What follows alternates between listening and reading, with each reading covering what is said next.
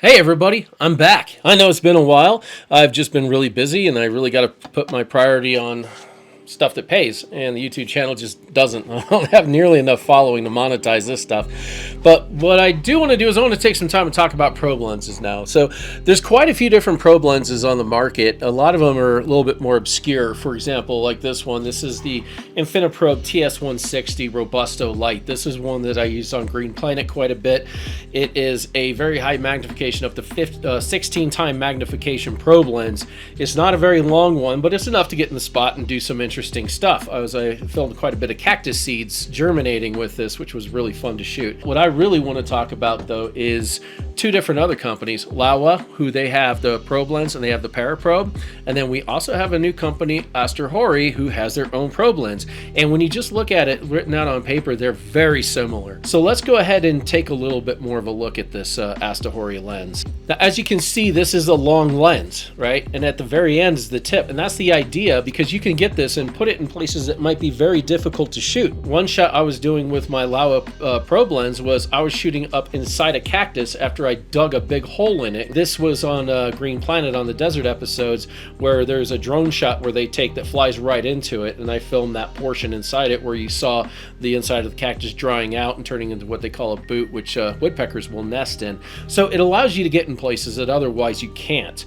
However, this also causes some problems with a lens like this. This is not a handheld system. If you have this on a camera and you're trying to use it handheld, especially if you're getting macro, you are not going to do very well. It's hard to just get it steady enough. Normally you'll see these things mounted on cameras that are attached to motion control rigs in order to keep them steady. And another interesting thing about probe lenses is that if you have a pan tilt, you don't really need a slider with them in many cases, because when you have this lens element that far out from the camera, when you do a pan, that pan looks like a slide and the tilt looks like a lift. So you get a lot of parallax in there, which is really kind of neat, because you can get you can almost fake it with just a pan tilt to make it feel like it is on a slider. I really do enjoy these lenses. I don't think that they are ideal for everybody, and also one of the problems that comes into them is the cost. The original Laowa Probe lens I think was $1,300 if you didn't want it with the cinema gears, but I don't know why you would do that.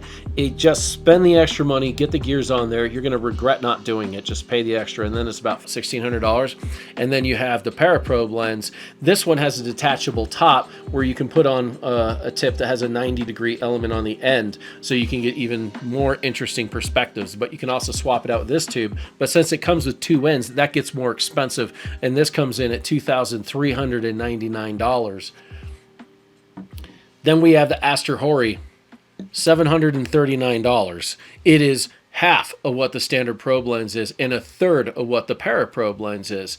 However, are there compromises with that? Or is it just that Laowa was just pricing these up very expensive because they're specialty lenses? There's not really a lot of competition.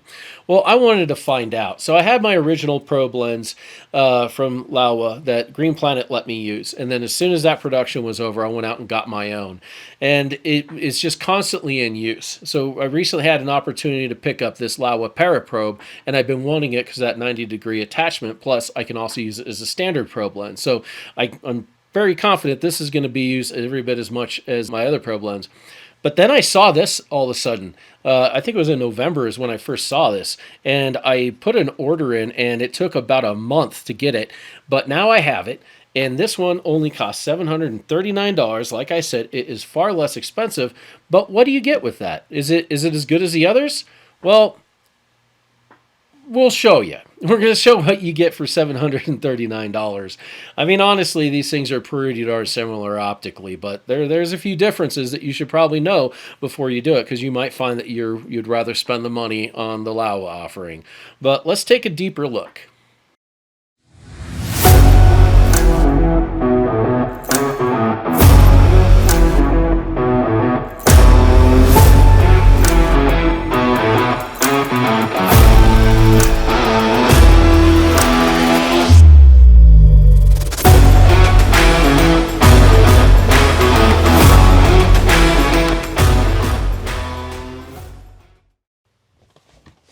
Let's talk about it on some paper, because the specs are not the same. There are actually some differences between these lenses, and quite a few of them. Let's start out with the aperture. The both the Laowa lenses are f14 and the AstrHori is f13 on the widest. They both close down to a maximum of f40. Now, do you think that's going to sound like a good benefit, f13 versus 14? But remember, that's only a third of a stop, and I haven't been in a lot of situations where a third of a stop is really what made the difference. As far as the field of view, this one is not wider than the others. The AstrHori is a 28 millimeter lens, whereas both the Laowas are 24 millimeter. So you're going to get a larger field of view with the Laowas. So if you need something that's really wide and expansive, you're going to do better with that. Personally, I like the wider field of view with the Laowas. Now, when it comes to the width of the barrel, this is all different too. So the original Laowa Probe lens was the narrowest at 20 millimeters in diameter, so it can get in this very small spots. The AstrHori is 23 millimeters in diameter, and the Paraprobe lens is 24 millimeters in diameter. So if getting into a really tight spot is really important to you, the original probe lens is going to be your best bet. As far as what it's submersible to, now this is the interesting thing. So both the Laowa lenses state that they are 21.5 centimeters. If you measure that, it comes down just before this little shoulder, before you hit the little segment where you have the USB port. So you're able to go all the way up to where that shoulder begins. That's about the 21.5 millimeter mark. However, or I'm sorry, 21.5 centimeter mark. However, the AstrHori, on the other hand, it says 25 millimeters, and when you measure that, it comes up to about here. And then there's nothing in here that water could get in until you get up to the USB port, which is past a little shoulder, just like the Paraprobe lens. So the Paraprobe and standard probe have the same amount, but if we line those USB ports and those little shoulders together, you'll see that there is a substantial more distance that you can go down when it comes to the AstrHori Probe lens. Looks like it's actually about 9 centimeters more, but keep in mind, they rate it at 25. Don't listen to some dude on the internet who told you to stick it further in the water. They're not going to honor that, and I'm not going to fix or replace that, so stick with what they say, but you might have a little extra wiggle room here. Now, when it comes to weight, the Paraprobe is the heaviest at 770 grams, where the AstrHori comes in at 698 grams. And then the OG Probe lens from Laowa comes in at 474 grams. It's the lightest of them. I don't know how much that's really going to matter for most people, but if you need an ultra lightweight rig, you should probably stick with the original Probe lens. Now, the lens elements in these things are drastically different. There's a minor difference between the Laowa Probe and Paraprobe. They both have 19 groups of elements, but the Paraprobe has 28 elements in it, where the regular has 27, and I can't help but think there's an extra element that's required in order for them to be able to have a detachable tip, to where you can switch between the regular straight tip and the 90-degree tip. So those two are also, from what I've been able to see, identical when it comes to the optics. They look exactly the same to me. I've never been able to see a difference between one and the other. The AstrHori lens, on the other hand, is a little bit different. This one has 21 elements in 16 groups, so there's quite a bit different configuration of glass going on here, and that's why you're getting the 28 millimeter focal length instead of the 24, and also why you're probably going to see some of these other things that I've run into with this lens. For the most part, I'm going to say 90% of purposes that people are going to use them for, they're going to be functionally nearly identical in image quality. The Paraprobe lens and the Probe lens are pretty much identical. This is slightly different, but then there are a couple situations where this is going to run into some problems, and we'll get to that in a minute. When it comes to macro work, all three of them are 2-to-1 macro lenses, which is fantastic. I love the whole being able to punch in and just get in even closer with that ultra close focus. Something I noticed when I was testing with these, the AstrHori says that it's an 8 millimeter working length on it, okay? That means you should be able to get with up to 8 millimeters, and then that's going to be at your ultra close focus. And the Paraprobe and the regular Laowa lens, probe lens, both say 2 centimeters. However, it's not 2 centimeters on when you're using the straight tip on the Paraprobe. It's about 6 millimeters is how close I have to get before I hit full close focus. So you're getting a little bit more working distance with the AstrHori. When it comes to the standard OG Probe lens, I think 2 centimeters actually seems about right from my personal experience. It's currently on a robot filming something at the moment, though, so I really can't test it out. But just be aware that, you know, the Laowa is a little bit misleading when it comes to the Paraprobe lens, but they might be referring to that 90-degree attachment. When it comes to the length of the lenses, the AstrHori is the longest. This one is a 17-inch lens, where the OG Probe lens from Laowa is 16 inches, so this is a full inch longer. And the Paraprobe is a little bit longer than the OG at 16.25 inches. But now let's take a look at the off-paper impressions, and let's kind of dig into these and kind of see how they feel and see what the build quality is like. So AstrHori is kind enough to provide a case with this lens, which is really nice because it's going to be difficult taking a long lens and fitting it in a camera bag, and it just seems like that's a disaster waiting to happen. So having a case is just really nice with this. So it's nice that they were willing to do that considering the cost of this lens. The case isn't really all that impressive. It seems functional. It feels like it will protect the lens. It'll do what it's supposed to do. It's about on the same performance and or just quality that you will find on the original probe lens from Laowa, but the Paraprobe lens seems to have a nicer case. When you open it up, you'll see that the lens is already divided into two pieces. We're just going to pull those out,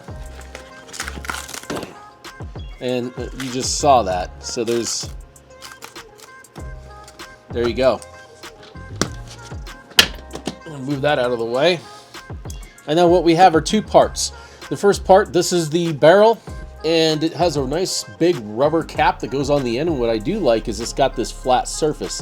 That means that it's not going to roll. At least when it hits on there, it's not going to keep moving, whereas where the other probe lens from Laowa does not have that. You can see that if you're not careful, that might roll off a countertop, so be aware. You see on the top, it's got the LED ring.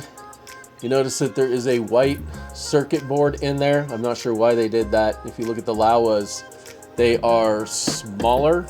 The LEDs are smaller, and they use a green circuit board in the background, which shows a lot less than the shows up less than the white. Now, why is that a concern? Well, if you're shooting in the glass, this is something that very well may show up. So that may or may not be a good thing. I'd actually just prefer they would use a black circuit board and maybe a slight tint around the edge, but you know, we'll see if somebody eventually does that. The part that mounts to the camera is heavy, it's solid, it feels like quality. I'm sure some of this is plastic, but it has a very nice cold touch to it and feels very strong. To open it up, you take off the rubber top, and then that exposes the inside, and there is a twist lock mechanism in there. So what you want to do is go ahead and open it up all the way, and then you'll see there's a rubber stop on the back of this one as well. So what you do is you align it up with the pin on the inside, and then just give it a couple rotations, and it locks down nicely and holds onto it. Just to show a comparison, this is how you open up the Paraprobe lens. There is a chuck on here that you have to loosen this collar, and then you can start pulling off the tip.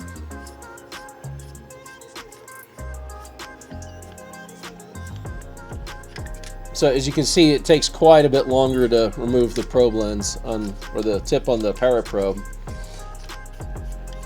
This locking mechanism that they use on AstrHori works fairly well, but I did find one time where I didn't have it secured, and I tried to lift it up, and basically just the tip came off and the bottom went down. It didn't fall and hit anything, but it was it had come loose somehow. So something I'm kind of concerned about though. So here's the problem that I see with this. If you look at the back of this, there is an element right there. That is easy to get to for cleaning in case any kind of dust gets inside. But let's take a look at what's going on a little bit closer in here. As you can see, there is an aperture blade here, which is above the glass. And in order to see the glass, you got to go to close focus, and it will raise it up. And then you can clean the glass, but the aperture blade is in between the glass and you. So if you're going to be cleaning this inside element, you're going to have to be very careful. I would not do anything like a Q-tip or anything like that. Microfiber even might catch on these aperture blades. You're going to want to just try to use compressed air. I really wouldn't recommend any other way to do it. And I just feel that this was a really poor design. I would like to have seen the aperture on the inside to where there's no chance you could potentially damage it. Another concern I have is on these rubber stoppers. These things collect dust like crazy. In fact, I have to blow on it really hard just to try to get all the any kind of like little bits of fiber, fur, hair. I got 4 huskies, so you know a lot of that happens. It's just I really wish that this was not a rubber piece that collected dust so badly, especially since this is going to be going inside that area with the open aperture. This has a 5-volt DC input. This is used to power on the light. You just use the supplied power supply. This is actually the one for the Laowa. There is one for this system included. Turn it on.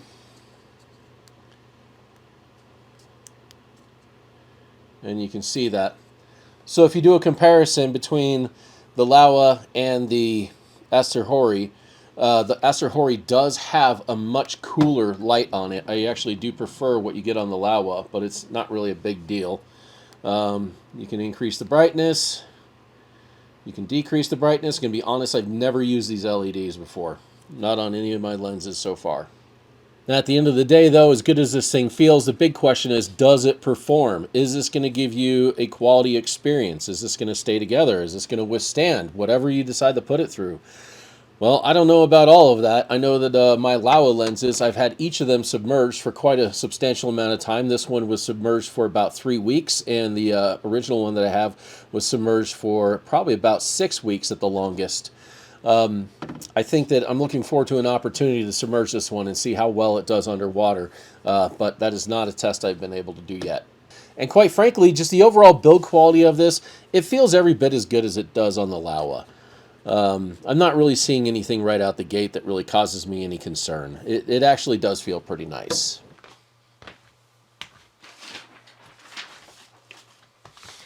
All right, what about where the rubber meets the road? Let's talk about performance on this thing, because this is what people really want to know. Is this as good as the Laowa lenses? Because it is a half the price of the probe lens and a third of the price of the paraprobe lens. This is a remarkable deal. So the question of that is, on average, in general, for the most part, yes, the image quality seems to be every bit as good as what you get from the Laowa Probe lenses. Which means that it's a little bit soft, but considering this is such a specialty lens and what you do with it, I think that's totally acceptable. It would be nicer if the Laowa and this could get a little bit sharper, but quite frankly, I think it puts out a pretty darn good image quality. I recommend to be using this as a cinema lens. I don't think that this would be a really good traditional macro lens. Possibly, you're going to want to have some really good in-body image stabilization because that lens sticks so far out. And if you're trying to get close to a little bug and you're trying to get close to it and you're bracing it here and holding it here, then it really doesn't have a lot of advantage of having this extra reach going out to present a smaller I don't know, possible attacker to the bug. You know, if you go out with a really big, massive lens, there's a good chance that bug's going to scare away. You might not scare it away as much with this, but if you have to hold it here, that's not going to help a whole lot. So I really think that this is best used for video work and cinema work. Now, as far as the working distance, like I said with the Laowa, and I did check the 90-degree angle one, both the tips on the paraprobe, their minimum working distance is actually closer to 6 millimeters than it is 2 centimeters. It's just, I'm not sure why they advertise it as 2 centimeters. It's clearly not. This is 8 millimeters, and that seemed to be about right. I didn't get calipers out and measure it, but this was able to actually get a couple millimeters better working distance from the subject than the Laowa. Now, I don't know about the original Laowa lens right now. It's currently tied up in a chute, but I tend to remember it actually had a little bit better working distance with it. I think it was probably, maybe about 1.5 centimeters is what I would kind of expect, or at least how I remember it. Now, as far as flare and ghosting, both lenses have some issue with this. It's very easy to catch light and have it start to wash out your image on both the paraprobe, the regular probe lens, and the AstrHori probe lens. So with the Laowas, what I would do is I'd print out a little lens hood and I'd attach it to it, and that did a good job of taking care of it. And it wasn't really a big problem. However, when I was testing the ghosting, something I noticed pretty quickly, and you can see it here, is that the AstrHori has some internal reflections that seem to be happening, and you can see all the little dots of the LED panel that I'm using in order to fill and illuminate the scene. I was using it just to backlight the subject because I wanted to see how the ghosting would go. I was not expecting to see it so readily catch all those little LEDs and make this little grid. So in this case, you're going to have to be very careful about your setup because, quite frankly, I'm not going to accept any footage that I do that's going to have like a big square grid across it. It's just going to be distracting. It's going to ruin everything.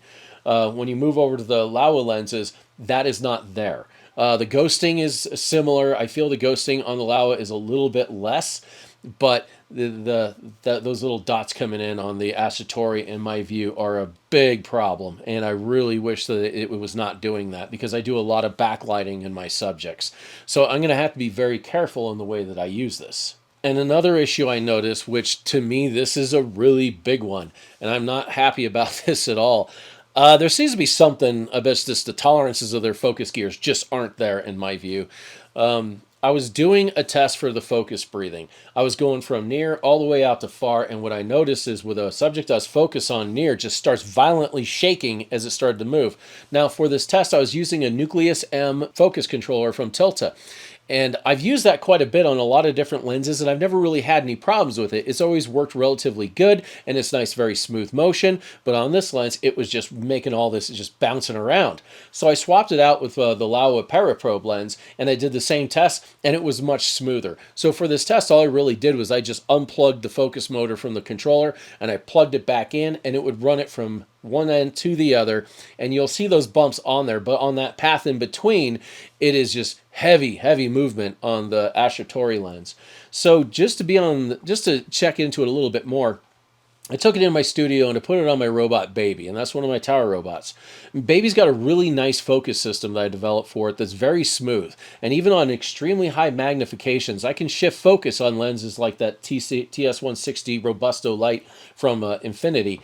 And I never have any issues with vibrations, even at very high magnifications. And I put on the AstrHori lens, and it just started ratcheting again immediately.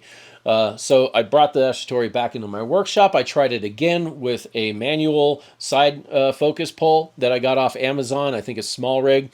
And I got the same result. It was just bouncing and bouncing and bouncing. I switch over to the Laowa lens. Nothing there. And something else I noticed is that it's not just a vibration causing it to wobble.